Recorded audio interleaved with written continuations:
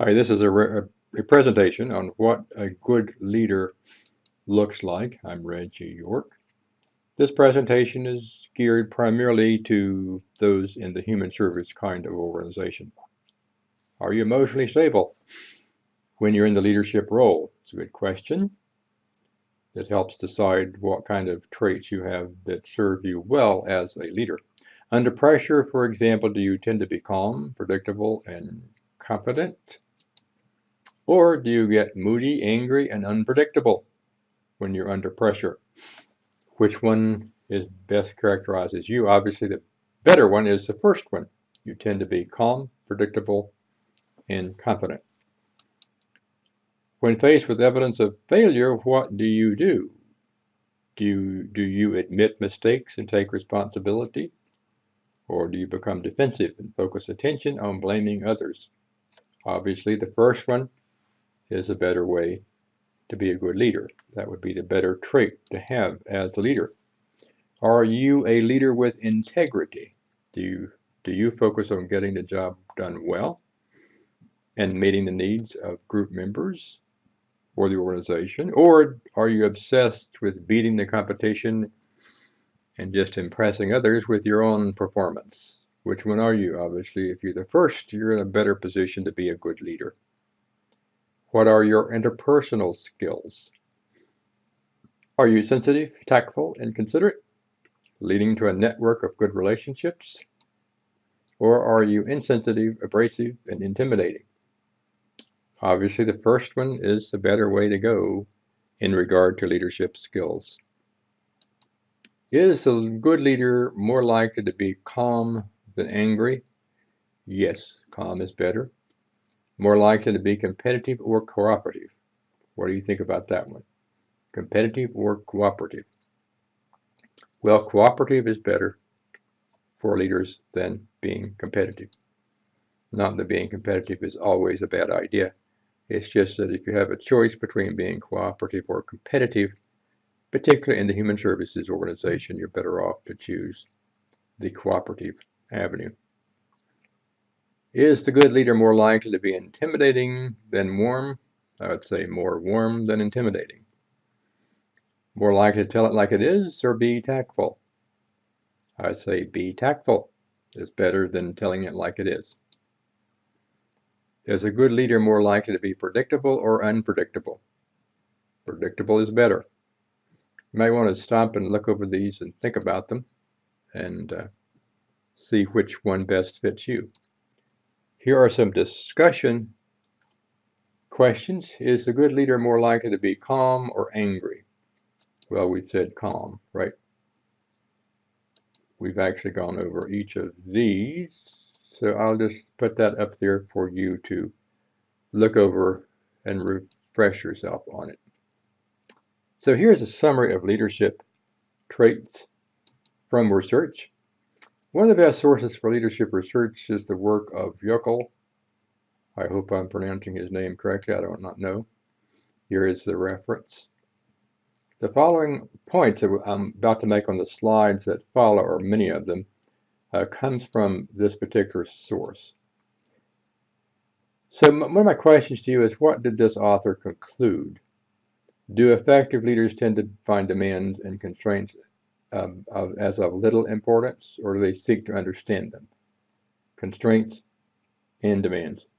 Well, obviously they seek to understand them. That's what's been found in research about effective leaders. Do effective leaders place a lot of emphasis upon standing their ground, or do they adapt behavior according to the situation? The latter is indicative of the better leader. Sometimes you think that standing your ground is a good trait. In leadership, standing your ground is probably less likely to be good than being adaptive. And leaders also, according to this research, take advantage of ambiguity. They use it as a way to be flexible and to move in the direction that seems to make the most sense as the situation evolves. Also, they shape the impressions of others. A good leader has influence on people, which means partly shaping their impressions. What are things that were concluded by research? Are effective leaders able to reconcile role conflicts among people and within people?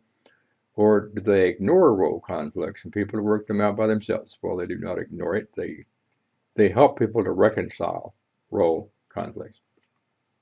Do effective leaders seek to exploit opportunities and expand their range of choices, or do they leave things alone? Well, they seek to exploit opportunities and expand choices. That's what the effective leader does. Do effective leaders shape the impressions of others? Yes. Just mentioned that a moment ago. Further conclusions, effective leaders identify problems that are both important and solvable. So in other words, they set priorities among problems to be addressed.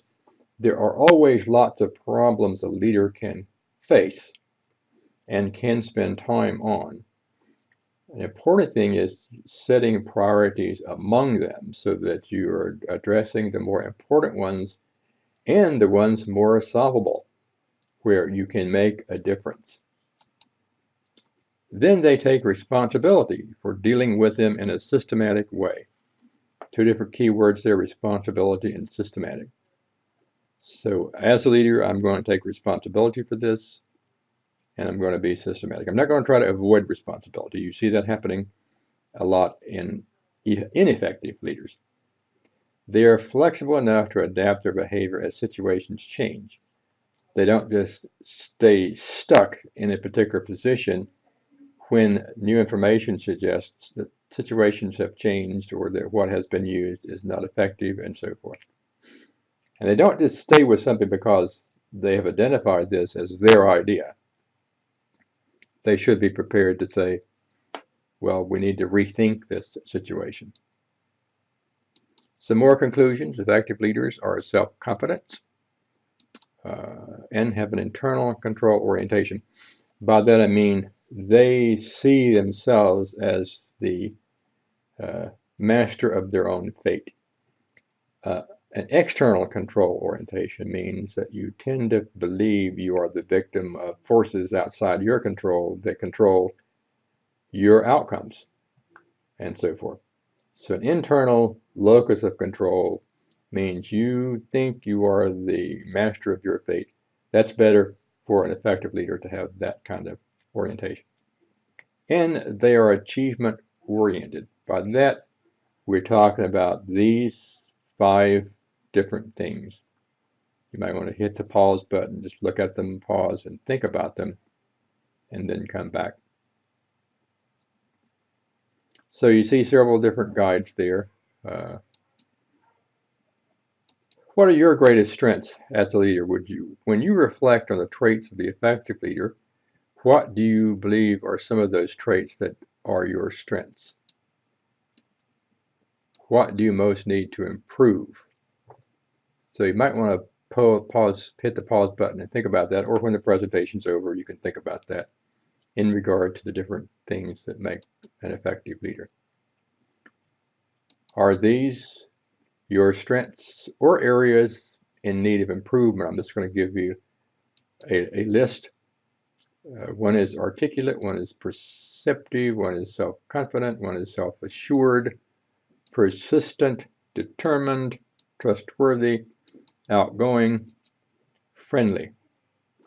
These are some things you might find on a tool designed to measure the extent to which you possess good leadership traits.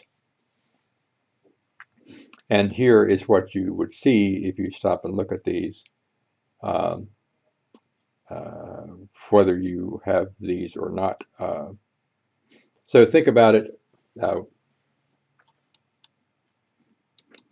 What about this list of traits? Are you calm, predictable, cooperative, tactful, accepting of responsibility?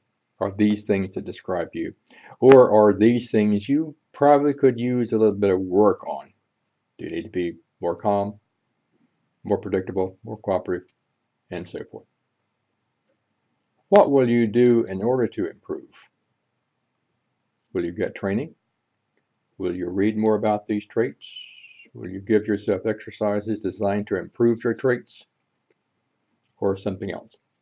So think about what are your strengths and limitations, and what are the things on which you need to do the most to improve your leadership traits.